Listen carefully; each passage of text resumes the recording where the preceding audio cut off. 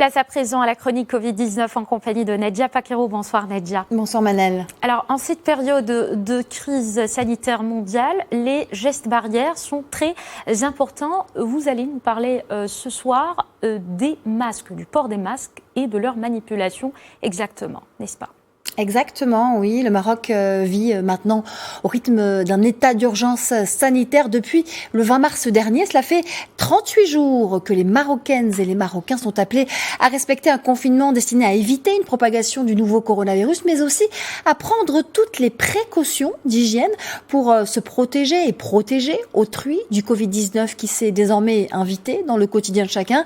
Parmi ces précautions les plus élémentaires, il y a évidemment le fait de se laver les mains le plus souvent possible, mais il y a aussi le fait de porter le masque. Le ministère marocain de l'Industrie a annoncé la production de 100 millions de masques produits en 6 semaines dans le royaume. Il s'agit de masques en tissu, non tissés. Alors la crise sanitaire que nous vivons nous aura appris entre autres que chaque geste compte. Le fait de porter un masque peut être déterminant dans la préservation d'une vie, notamment la vie des plus vulnérables ou de ceux qui sont déjà atteints de pathologies ou ayant un système immunitaire affaibli. Le port du masque devient alors vital. On en parle tout de suite avec Yasmina Hamrani, docteur en pharmacie. Bonsoir et merci d'être avec nous. Bonsoir et merci pour l'invitation. Alors 100 millions de masques en tissu non tissé produits disponibles désormais dans le royaume. C'est une bonne nouvelle pour les Marocains. Nous allons voir comment utiliser ces masques avec vous. Mais avant, je souhaiterais que vous nous disiez pourquoi il est si important de porter un masque aujourd'hui. Non seulement c'est important pour soi-même, mais il faut qu'on considère cette lutte contre le Covid un travail d'équipe. Donc c'est important de porter le masque pour se protéger et pour protéger l'autre. Ça veut dire que quand on parle des masques non tissés dont vous venez de parler, c'est des masques qui ne vont pas nous protéger, mais qui vont protéger les autres si jamais nous on est contaminés. Donc si chacun de nous porte son masque, chacun protège les autres de soi-même. Donc c'est pour ça que je vous dis qu'en fin de compte, il faut le considérer un travail d'équipe. C'est très important parce qu'au moment d'éternuer, au moment de tousser, au moment même de parler, si on est en train de crier, comme on sait, le virus se trouve dans des gouttelettes, soit de respiration, soit dans la salive. Donc tout ce qu'on va avoir au niveau de la bouche va rester coincé au niveau de cette bavette qu'on va utiliser. Et on ne risque pas de contaminer les personnes qui sont en face. Oui, alors c'est un rappel important à faire. 38 jours maintenant d'état d'urgence sanitaire au Maroc. Certains esprits se sont peut-être lassés, donc il est bon de le rappeler. Il existe d'autres catégories de masques lavables, jetables, chirurgicaux, avec valve, sans valve. Dites-nous tout, Yasmina Hamrani, sur le degré de protection de chacun de ces masques. Alors, on a les masques chirurgicaux, c'est les masques classiques qu'on voyait chez les médecins, les dentistes, ce qu'on appelle les bavettes. Alors, ce genre de masque, comme j'ai dit tout à l'heure, il ne nous protège pas, mais il protège les autres de nous si jamais nous, on est contaminés.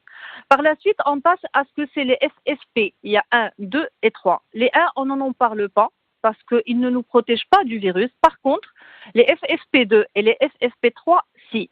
La différence entre ces deux, c'est le degré de filtration de l'air, c'est-à-dire jusqu'à quel point ils nous protègent. Alors, les FFP1, c'est jusqu'à 95%, pardon, FFP2, jusqu'à 95%, c'est pour ça qu'on les appelle aussi N95.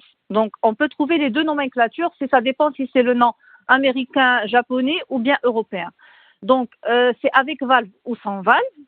Et les FFP3, ils protègent jusqu'à 98%. Donc la différence entre les deux, c'est le pourcentage de protection. Par rapport à la valve ou pas valve, ce n'est pas par rapport à la filtration, parce que c'est le tissu avec lequel ils sont faits qui protège et non pas la valve. La valve, c'est pour aider à l'expiration de l'air, c'est-à-dire que l'air qui va sortir de notre bouche ou de notre nez va pouvoir sortir plus facilement de la valve.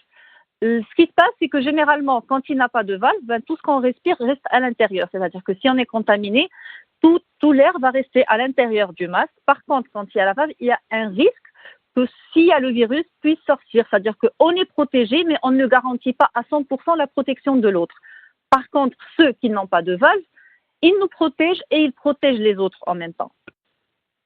Alors, Yasmina, dites-nous enfin quels sont les gestes à proscrire définitivement, même lorsque l'on porte le masque, des gestes qui pourraient se retourner contre la santé de la personne si elle-même n'y prête pas attention. Alors, la première des choses, c'est de bien se laver les mains toujours avant de porter le masque. si on n'a pas de l'eau, si on n'a pas de savon, on utilise un gel hydroalcoolique, mais on doit toujours avoir les mains très propres. Bien placer les masques, c'est-à-dire qu'on ne doit pas avoir de fuite. Il doit bien serrer et bien être, on doit avoir le nez et la bouche dedans. Surtout pas ce qu'on voit souvent des bavettes au niveau du cou, des bavettes juste au niveau de la bouche. Non, c'est la bouche et le nez qui doivent être bien protégés.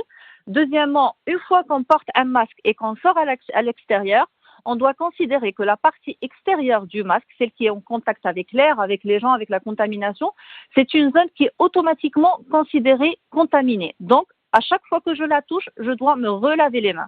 Et une fois que je vais enlever le masque après l'avoir utilisé, je dois me relaver les mains. Et si je vais l'utiliser une deuxième fois parce que je n'ai pas atteint toute la durée de vie, je dois le mettre à part, dans un sachet à part et ne jamais mélanger un masque qui a été utilisé avec l'autre. Et une fois que j'atteins la durée de vie du masque, je le jette. Au moment de le jeter, il faut le mettre dans un plastique, bien le fermer et le mettre dans la poubelle. Ça, c'est très important parce qu'on risque de contaminer quelqu'un d'autre avec. Une dernière question, Yasmina, vous parliez à l'instant de la durée de vie du masque. Combien, Oui. Quelle est-elle? C'est en fonction de la catégorie du masque? Oui, exactement. Alors, les masques chirurgicaux, on parle normalement d'une moyenne de 3 heures. Donc, chaque 3 heures, normalement, il faut les jeter parce que on commence à les sentir un peu mouillés avec la respiration et tout. Par rapport au FFP2, la durée de vie, elle est normalement aux alentours de 8 heures. C'est là où c'est garanti. Et par rapport au FFP3, ça dépend des marques. Il y en a qui peuvent arriver jusqu'à quand même 2 jours, mais chaque marque et chaque fabricant donne une durée de vie. Mais en moyenne, c'est ça. Attention aux gens qui prennent les FFP2 et FFP3 et ils utilisent des solutions alcooliques pour les nettoyer, pour les stériliser. Ce n'est pas bien parce qu'on provoque une dilatation des filtres, on bousille les filtres et par la suite, ça ne sert à rien. Si j'ai un filtre dilaté, il va faire entrer n'importe quelle particule et on a le risque de faire entrer le virus également. Merci infiniment Yasmina Hamrani pour toutes ces précisions. Je rappelle que vous êtes docteur en pharmacie. Merci beaucoup Nadia Fakirou. Merci également à votre invité pour ces informations très utiles. Merci. Et